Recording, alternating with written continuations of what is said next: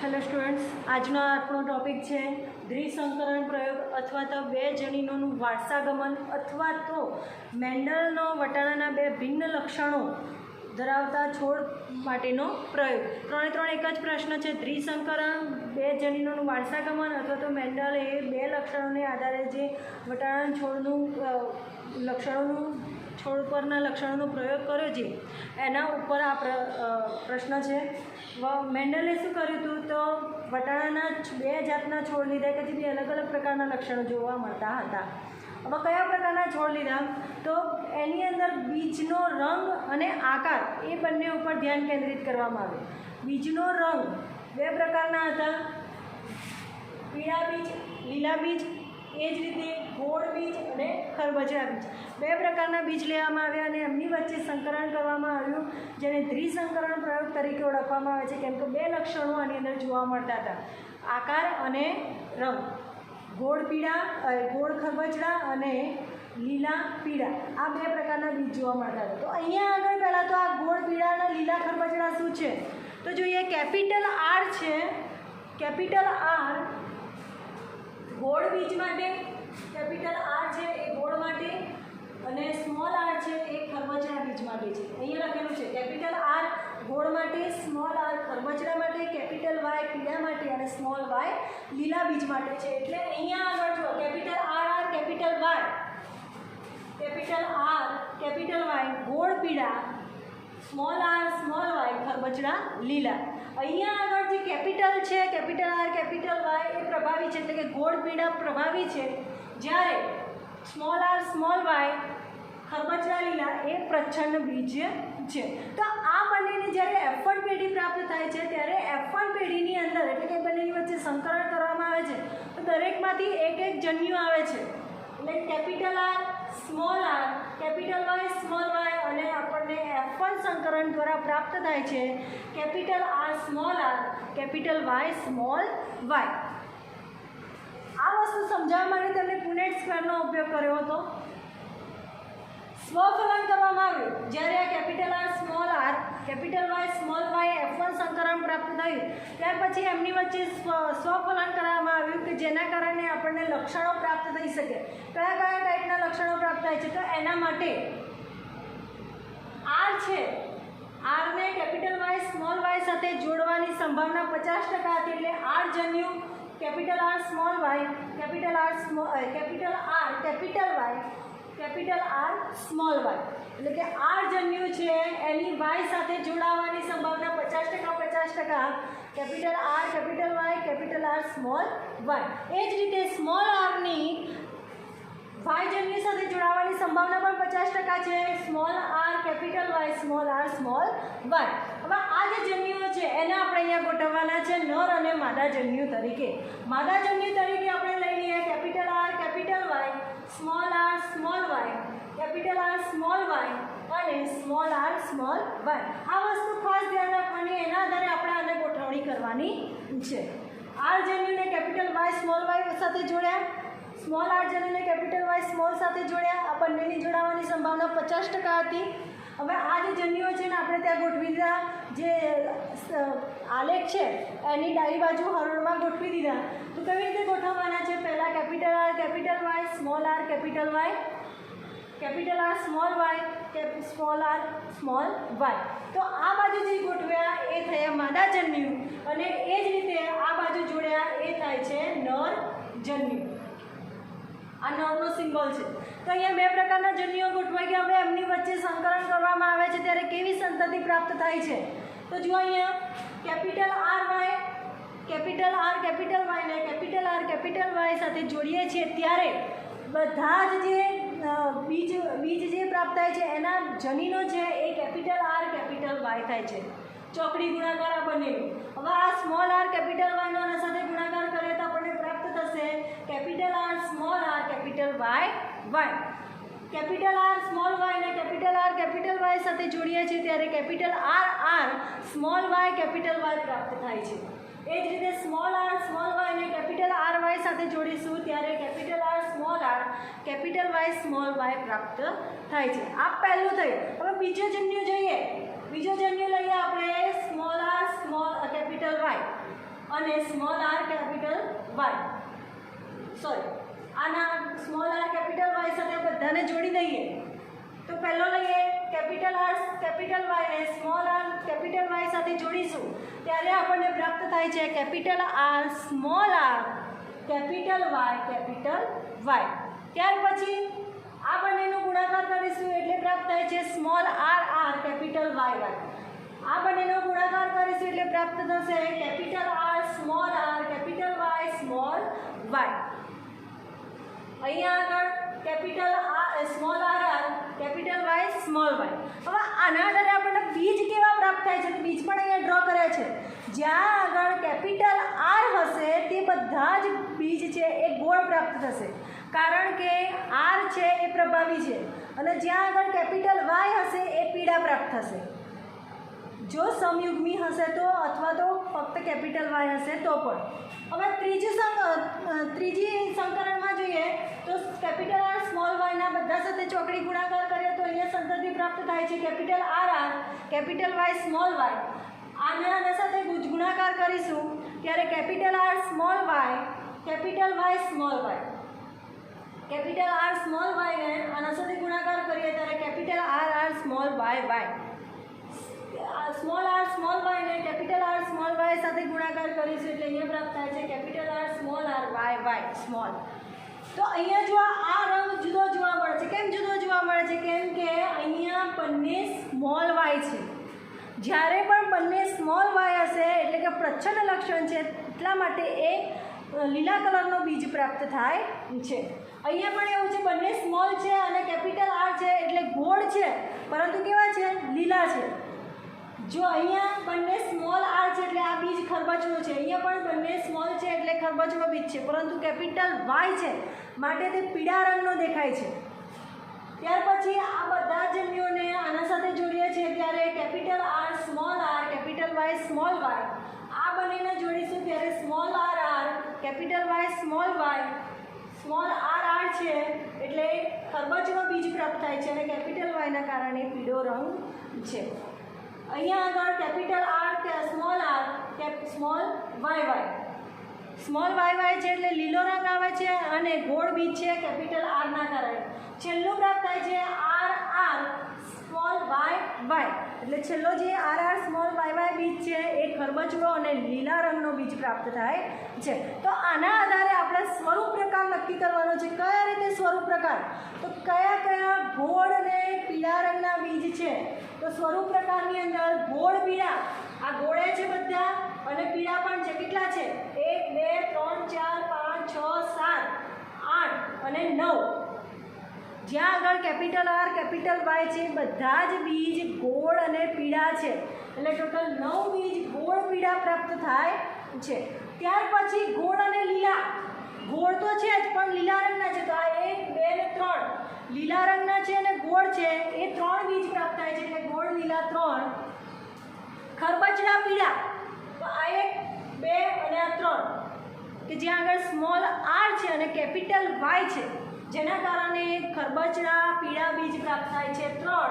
અને છેલ્લો આ એક જ બીજ એવો છે કે લીલા રંગનો અને ખરબચડો છે જે 1 પ્રાપ્ત થાય છે માટે એનું સ્વરૂપ પ્રકાર થશે 9:3:3:1. આ વસ્તુ ખાસ સમજવાની છે. ચોકડી ગુણાકાર ત્યાં આગળ પીળો અને ખરબચડો અને લીલો અને ગોળ બીજ આવે છે એ આપણે ધ્યાન રાખવાનું છે.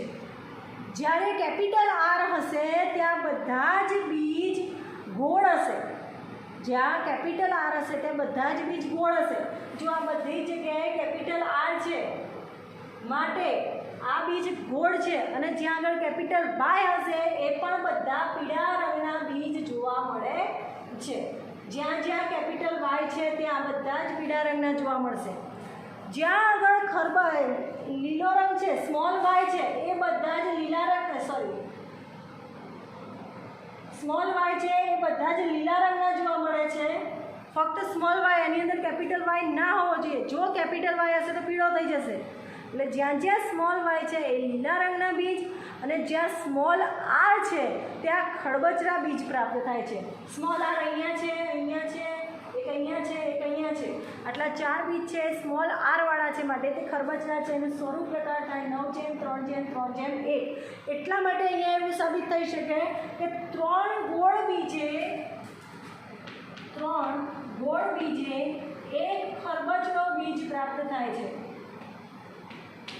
અને 3 પીળા બીજે એક લીલો બીજ પ્રાપ્ત થાય છે. જુઓ, 3 ગોળ, એક ખરબચડો, 3 પીળા, એક લીલો, એટલે આ રેશિયો છે. જ્યારે 3 ગોળ બીજ પ્રાપ્ત થશે, 3 ગોળ બીજ હશે ત્યારે એક ખરબચડો અને 3 પીળા બીજ હશે ત્યારે એક લીલો બીજ પ્રાપ્ત થાય છે. આના આધારે મેન્ડલે દ્વિસંકરણ આધારિત કારકોની મુક્ત વહેંચણીનો નિયમ પ્રદર્શિત કર્યો. મુક્ત વહેંચણીના નિયમની અંદર ફરી એકવાર જોઈ લઈએ. આર જન્યુઓ છે F1 સંકરણની અંદર capital R, small R, capital Y, small Y F1 સંકરણની અંદર સંતતિ પ્રાપ્ત થાય છે. અને આ જે છે એની અંદર કેપિટલ આર જન્યુ સાથે વાય જોડાવાની સંભાવના 50%, સ્મોલ આર સાથે વાય જન્યુ જોડાવાની સંભાવના પણ 50% હોય છે. એ જ રીતે કેપિટલ આર અને સ્મોલ આરના વિશ્લેષણમાં 50% કેપિટલ આર અને 50% સ્મોલ આર જન્યુઓ આવેલા હોય છે. ફક્ત માહિતી માટે દરેક જગ્યાએ જન્યુઓ છે 50%ની અંદર ડિવાઈડ થયેલા હોય છે. હવે જે મેઇન વસ્તુ છે મુક્ત વહેંચણીના નિયમની અંદર એ જોઈએ આપણે, એ આ વસ્તુ છે. તો ક્યાંથી પ્રાપ્ત થાય છે? જો આપણને આ આલેખમાં સમજ પડી હશે તો જ આની અંદર ખબર પડશે. એટલે પહેલાં તો આપણે આ કમ્પ્લેટ તૈયાર કરી દેવાનું. Capital R, capital Y, small R, small Y ક્યાં છે અને શું છે, આટલું જો કમ્પ્લેટ તૈયાર હશે તો જ તમે આ વસ્તુ કરી શકશો. તો સૌથી પહેલાં આપણે જોઈએ કેપિટલ આર ગોળ માટે, સ્મોલ આર ખરબચડા માટે, કેપિટલ વાય પીળા માટે અને સ્મોલ વાય છે લીલા માટે છે. હવે સૌથી પહેલાં આપણે લખી દેવાનું આ વસ્તુ.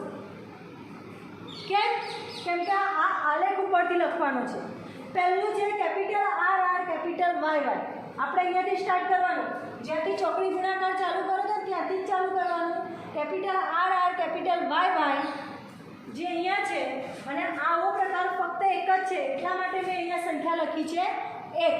બીજા નંબરમાં જોઈએ capital R, small R, capital Y Y, capital R, small R, capital Y Y. તો આવી ગયું અહીંયા કેટલા છે? 2.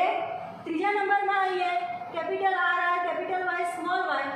આ નથી, capital R R, capital Y, small Y. તો અહીંયા પણ 2 છે. તો capital R R, capital Y, small Y 2 બીજ. હવે આવીએ આ ત્રીજા નંબરમાં, ચોથા નંબરમાં capital R, small R, capital Y, small Y. તો કેટલા છે? જો સેમ ટુ સેમ છે. 1 2 3 4, ટોટલ 4 છે. એટલે અહીંયા લખીએ capital R, small R, capital Y, small Y 4 બીજ. આ 4 થઈ ગયા. હવે અહીંયા બીજી લાઈનમાં તો આ આની સાથે આવી ગયો છે એટલે આ કાઢી નાખવાનું. ત્યાર પછીની છઠ્ઠા નંબરમાં છે small R R, capital Y Y. તો બીજી ક્યાંય small R R, capital Y Y નથી દેખાતું એટલે આપણે અહીંયા લખીએ કે small R R, capital Y Y 1. 7મો નંબર આની સાથે આવી ગયો એટલે આ કાઢી નાખવાનો. હવે આ છે capital small R R, capital Y, small Y. કેટલા જોવા મળે છે? Small R R, capital Y, small Y 2 છે. એક આ છે અને એક આ છે.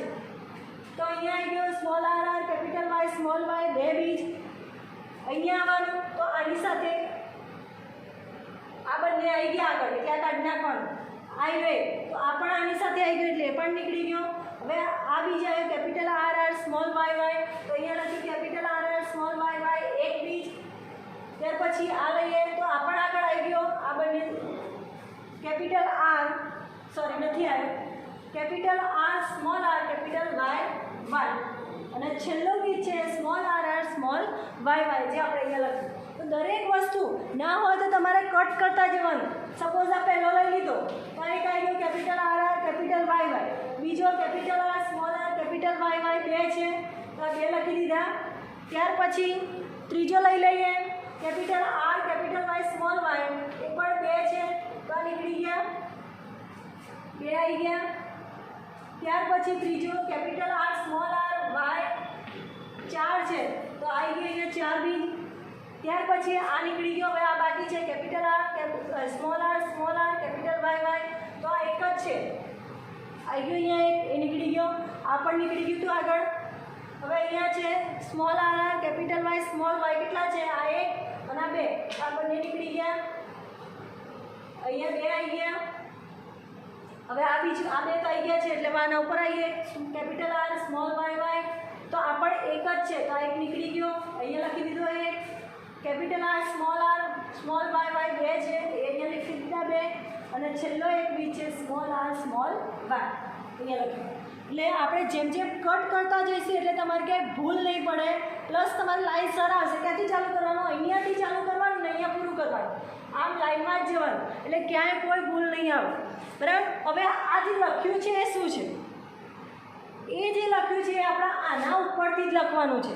કેપિટલ આર છે ગોળ માટે, સ્મોલ આર છે ખરબચડા માટે, કેપિટલ વાય પીળા માટે, સ્મોલ વાય લીલા માટે. બરાબર.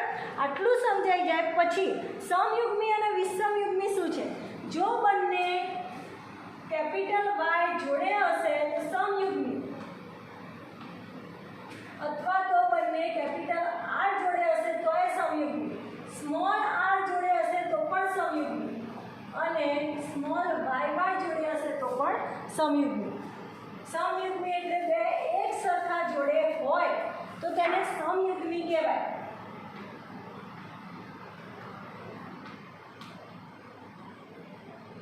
આ બધા થઈ ગયા સમયુગ્મી. તો વિષમયુગ્મી કેવા છે? તો capital R, small R, capital Y, small Y હોય તો એ થઈ જાય વિષમયુગ્મી. એટલે કે બંને જે સરખા હશે તો સમયુગ્મી અને બંને જે જુદા હશે તો વિષમયુગ્મી. હવે આપણે એના ઉપરથી અહીંયા વર્ણન કરવાનું છે. એક બીજ કેવા છે? બંને સરખા છે એટલે સમયુગ્મી, ગોળ, પીળા. બીજા નંબરમાં છે ટોટલ બે બીજી તો આપણે આના ઉપરથી ગણતરી કરી છે એટલે બધું ફરી નથી સમજાવતી, સીધું લઈ લઈએ છે. કેપિટલ આર છે, સ્મોલ આર છે એટલે બંને અલગ અલગ છે માટે વિષમયુગ્મી. આર ગોળ પ્રભાવી છે, આર પ્રભાવી છે મોટો, કેપિટલ પ્રભાવી હોય એટલે માટે વિષમયુગ્મી ગોળ. અને અહીંયા કેપિટલ વાય છે એટલે સમયુગ્મી પીળા. કેપિટલ આર સમયુગ્મી ગોળ, કેપિટલ વાય સ્મોલ વાય એટલે કે વિષમયુગ્મી, અને કેપિટલ વાય છે પીળા માટે એટલા માટે સમયુગ્મી પીળા. જે પણ કેપિટલ છે એ પ્રભાવી હશે. કેપિટલ આર, સ્મોલ આર વિષમયુગ્મી ગોળ, વિષમયુગ્મી પીળા, સમયુગ્મી ખરબચડા, સમયુગ્મી પીળા. સ્મોલ આર છે એ ખરબચડા માટે છે અને કેપિટલ વાય પીળા માટે છે. બંને સમયુગ્મી છે માટે અહીંયા સીધું લખ્યું છે સમયુગ્મી ખરબચડા પીળા. ત્યાર પછી જોઈએ સમયુગ્મી ખરબચડા વિષમયુગ્મી પીળા. કેમ કે સ્મોલ આર પીળા માટે ખરબચડા માટે છે અને કેપિટલ વાય છે એ પીળા બીજ માટે છે. તો સમયુગ્મી ખરબચડા, વિષમયુગ્મી પીળા. કેપિટલ આર એટલે કે સમયુગ્મી છે અને અહીંયા લીલો રંગ ડ્રો કર્યો જ છે. તો કેપિટલ આર સમયુગ્મી ગોળ, સમયુગ્મી લીલા. કેમ કે સ્મોલ વાય છે એ લીલા રંગ માટે જવાબદાર છે અને કેપિટલ આર ગોળ માટે છે એટલે ગોળ લીલા. ત્યાર પછી આ ગોળ અને આ લીલા માટે છે બે વિષમયુગ્મી ગોળ, સમયુગ્મી લીલા. આ બંને સમયુગ્મી છે અને આ વિષમયુગ્મી છે એટલે વિષમયુગ્મી ગોળ, સમયુગ્મી પીળા. સમયુગ્મી ખરબચડા, સમયુગ્મી લીલા. હવે આના આધારે આપણને જનીન સ્વરૂપ પ્રકાર પ્રાપ્ત થશે. 1:2:4:1:2:1:1. અહીંયા લખી દેવાનું. શોર્ટમાં યાદ રાખવું હોય તો 122, 41, 21, 21.